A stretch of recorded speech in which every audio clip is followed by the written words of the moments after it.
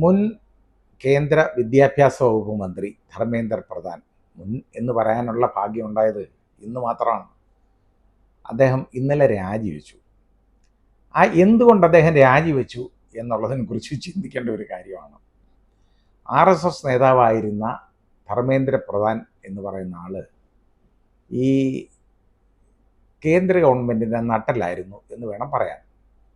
കാരണം എല്ലാ strategic operations, അതായത് പ്രത്യേക മേഖലകളിൽ ശ്രദ്ധിക്കേണ്ട മേഖലകളിലെല്ലാം അദ്ദേഹമായിരുന്നു വേണ്ട ഇടപാടുകൾ നടത്തിക്കൊണ്ടിരുന്നത്.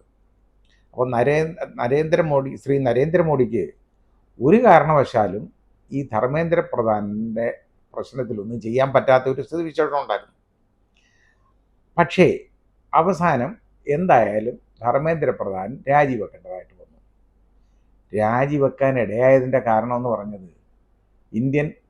അതായത് കോക്രോച്ച് ജനതാ പാർട്ടി CJP എന്ന പേരിൽ അറിയപ്പെടുന്ന ഒരു പ്രസ്ഥാനം, അവരുടെ കടുംപിടുത്തം മൂലമാണ്. അതായത് ഈ നാട്ടിലെ യുവാക്കളുടെ ശക്തി കൊണ്ടാണ്, ഈ നാട്ടിലെ ചെറുപ്പക്കാരുടെ ശക്തി കൊണ്ടാണ് ഇത് വേറെ നിവൃത്തിയില്ലാതെ ധർമ്മേന്ദ്ര പ്രധാന് രാജിവെക്കേണ്ട ഗതികേടിലേക്ക് എത്തിയത്. 35 ദിവസം കേന്ദ്ര ഗവൺമെൻറ് പിടിച്ചു നിന്നു, നരേന്ദ്രമോദി പിടിച്ചു നിന്നു.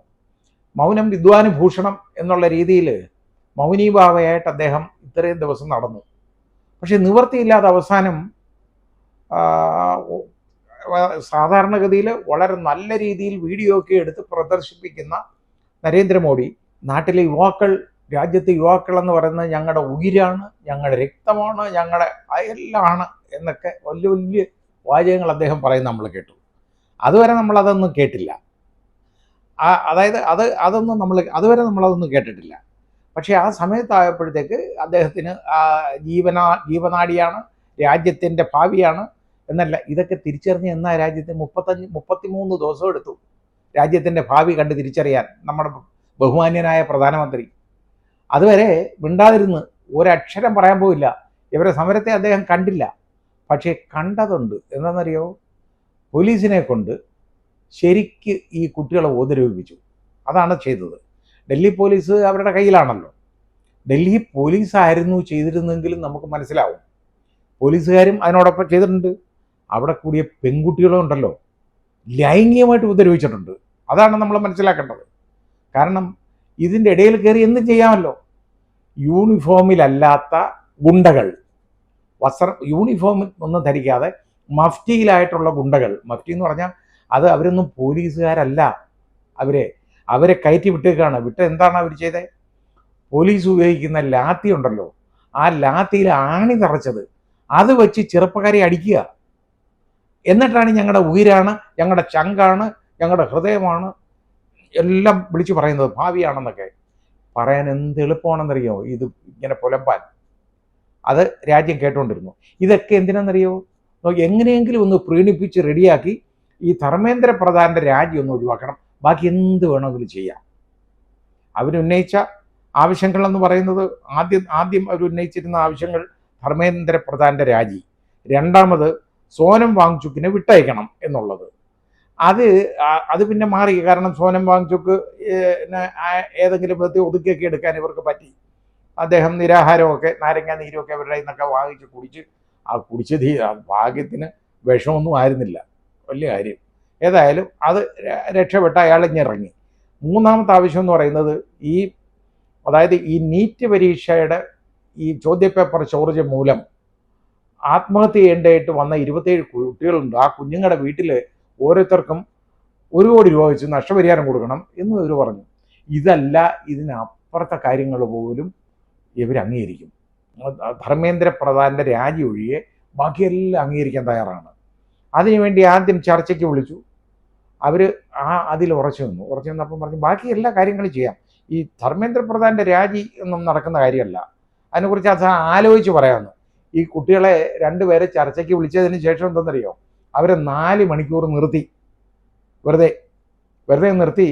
അയാൾ പോയി കുളിക്കാനും ഒക്കെ പോയി, ഇഷ്ടം പോലെ ആഹാരമൊക്കെ കഴിച്ച് സൗകര്യമായിട്ട് പല്ലും കുത്തിയിട്ടൊക്കെ വന്ന് ചർച്ചയ്ക്കിരുന്നു.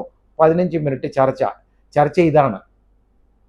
കാരണം ധർമ്മേന്ദ്ര പ്രധാൻ്റെ രാജി ഒഴിച്ച് ബാക്കി എന്തും നമുക്ക് ചർച്ച ചെയ്യാം.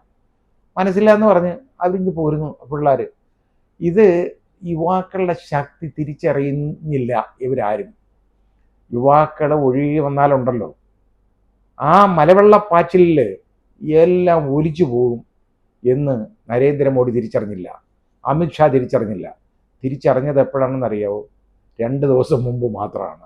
ജൂലൈ 20 ആ കുട്ടികളെ ധാരാളം ഉപദ്രവിച്ചു എന്ന് പറഞ്ഞു കഴിഞ്ഞാൽ ലാത്തി ചാർജ് നടത്തി.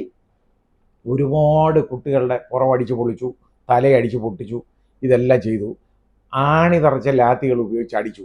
അത് പോലീസ് മാത്രമല്ല, ഗുണ്ടകൾ, അതായത് മഫ്റ്റിയിൽ വന്ന ഗുണ്ടകൾ.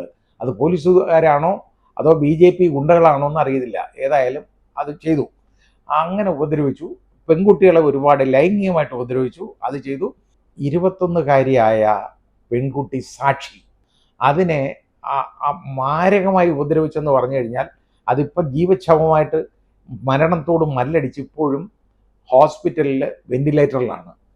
അത് അതിൻ്റെ ബ്രെയിനിലേക്കുള്ള ബ്ലഡ് സപ്ലൈ പോയി, ഓക്സിജൻ സപ്ലൈ പോയി. ആ കുട്ടി ഇനി ജീവിച്ചിരിക്കത്തില്ല. ജീവിച്ചിരുന്നാൽ പോലും ഇനി ഇത് ആ കുട്ടിക്ക് എന്തെങ്കിലും ലൈഫിനൊരു കുഴപ്പം വന്നാൽ ഇവർക്കറിയാം ഈ മലവെള്ളപ്പാച്ചിലുണ്ടല്ലോ, കുത്തി ഒഴുകും, ഉരുളുകൾ പൊട്ടും എന്ന് മനസ്സിലായപ്പോൾ ചെയ്ത പണി, അതിൻ്റെ ബന്ധുക്കൾ ആശുപത്രി ഇരിപ്പുണ്ട്. അവരെ പോലീസുകാർ വളഞ്ഞേക്കാണ്. കാര്യം എന്താ? അവരാരുമായിട്ടും കമ്മ്യൂണിക്കേറ്റ് ചെയ്യാതിരിക്കാൻ. ഇതാണ് നോക്കിക്കൊണ്ടിരിക്കുന്നത്. പക്ഷേ എന്നിട്ട് പോലും ആശുപത്രിയിലെ ഡോക്ടേഴ്സ് ഉണ്ടല്ലോ, അവർ ഈ വിവരം വെളിവിടുന്നു. കാരണം ഇത് അതീവ ഗുരുതരാവസ്ഥയാണ്, ഒന്നും ചെയ്യാൻ പറ്റുന്ന ഒരു രീതിയല്ല. വെന്റിലേറ്ററിൽ നിന്ന് അതിനെ ഒന്ന് മാറ്റിയപ്പോൾ തന്നെ ശരീരത്തിന് നീല നിറമായി എന്ന് പറഞ്ഞു. ആ രീതിയിൽ അതുകൊണ്ട് അതിനെ വീണ്ടും തിരിച്ച് വെന്റിലേറ്ററിൽ തന്നെ ആക്കി എന്ന് പറയാൻ ഡോക്ടർമാർ ധൈര്യം കാണിച്ചു. പിന്നെ ഇനി ഇത് മാത്രവും വേറെ ഉപയോഗിച്ചേക്കുന്ന സാധനങ്ങൾ എന്താണെന്നറിയാം? ഭീകരരെയൊക്കെ നേരിടുന്ന ഈ കുട്ടികൾ അനങ്ങാതിരിക്കുകയാണ്. ഇവരാരും കല്ലെറിഞ്ഞതോ ഒന്നും ചെയ്തിട്ടില്ല. ഇവരാരെയും ഉപദ്രവിക്കാൻ പോയിട്ടില്ല. പാർലമെൻറ്റ് മാർച്ച് അവർ നടത്തുമെന്ന് പറഞ്ഞു. അത് തന്നെ ചെയ്തിട്ടുള്ളൂ. അവരെ ചെയ്ത കാര്യങ്ങൾ എന്താണ്? ഈ പെല്ലറ്റ് ഉണ്ടല്ലോ, പെല്ലറ്റ് ഗൺ ഉപയോഗിച്ചിട്ട് അവരെ ഒരുപാട് പേരെ ഫയർ ചെയ്ത് ഈ കുട്ടികളുടെ ദേഹത്തെല്ലാം പെല്ലറ്റുകൾ അടിച്ച് കയറ്റി എന്നുള്ളതാണ്. ഒരു പെല്ലറ്റ് ഗൺ എന്ന് പറഞ്ഞാൽ ആളുകൾക്ക് അറിയില്ല എന്താണെന്ന്. ഈ പെല്ലറ്റ് എന്ന് പറയുന്നത് ഒരു കാട്രിഡ്ജ് വെളിയിലേക്ക്, ഈ തോക്കിൽ നിന്ന് വെളിയിലേക്ക് ട്രിഗർ അമർത്തുമ്പോൾ വെളിയിലേക്ക് വരുമ്പോൾ അത് വരുന്നത് ഒരു 20 എണ്ണയിൽ. അർജുനൻ പണ്ട് അമ്പ് ചെയ്യുമെന്ന് നമ്മൾ പറഞ്ഞല്ലോ, തൊടുത്താൽ ഒന്ന്, ഉള്ളുമ്പോൾ 10,000 എന്നൊക്കെ പറയുന്ന മാതിരി 20 പെല്ലറ്റാണ്, അതിൻ്റെ പെല്ലറ്റുകളാണ് ശരീരത്തേക്ക് തറയ്ക്കുന്ന ലോഹച്ചീളുകൾ. അങ്ങനെ ഈ കുഞ്ഞുങ്ങളുടെ ശരീരം, പലരുടെയും യുവാക്കളുടെ ശരീരം മുഴുവൻ പെല്ലറ്റുകളെ തറച്ചേക്കാണ്. അത് നമ്മൾ മനസ്സിലാക്കേണ്ട കാര്യമാണ്. ഇങ്ങനെയാണോ? ഭീകരരാണോ ഈ കുഞ്ഞുങ്ങൾ? നമ്മുടെ യുവരക്തം എന്ന് പറഞ്ഞ് നമ്മുടെ രാജ്യത്തിൻ്റെ സമ്പത്തെന്ന് പറയുന്നവർ ഭീകരരാണോ? ഈ ഭീകര കണക്കാക്കുന്നത് പോലാണ് വരുന്നത്. മാത്രമോ ഇതിനെതിരെയുള്ള പ്രസ്താവനകൾ അതിഗംഭീരമായിരുന്നു. എന്താണ് കണ്ടുപിടുത്തങ്ങൾ? ഇവർക്ക് വിദേശ ഫണ്ട് വരുന്നു. 7 സ്റ്റാർ ഫുഡാണ് ഇവർ കഴിക്കുന്നത്. കഷ്ടം. അവർ ചെറിയ പ്ലാസ്റ്റിക് കൊണ്ടുള്ള, ചെറിയ ഈ അലൂമിനിയം കൊണ്ടുള്ള പേപ്പർ ഉണ്ടല്ലോ, അതിനകത്ത് അല്പവീതം ഭക്ഷണം ഈ പിള്ളേർ കഴിക്കുകയാണ്. അവർ കഴിക്കുന്നതിന് പറഞ്ഞത് 7 സ്റ്റാർ ഫുഡും കഴിച്ചുകൊണ്ടിരിക്കുകയാണ്, ഇവർക്ക് വിദേശ ഫണ്ട് വരുന്നു എന്നൊക്കെയാണ്. ഇനി ഇതൊന്നും വില പോയില്ല. അവസാനം ധർമ്മേന്ദ്ര പ്രധാന് രാജിവെക്കേണ്ടി വന്നു. എന്തുകൊണ്ട് രാജി? ഞാൻ അടുത്ത വീഡിയോയിൽ പറയാം.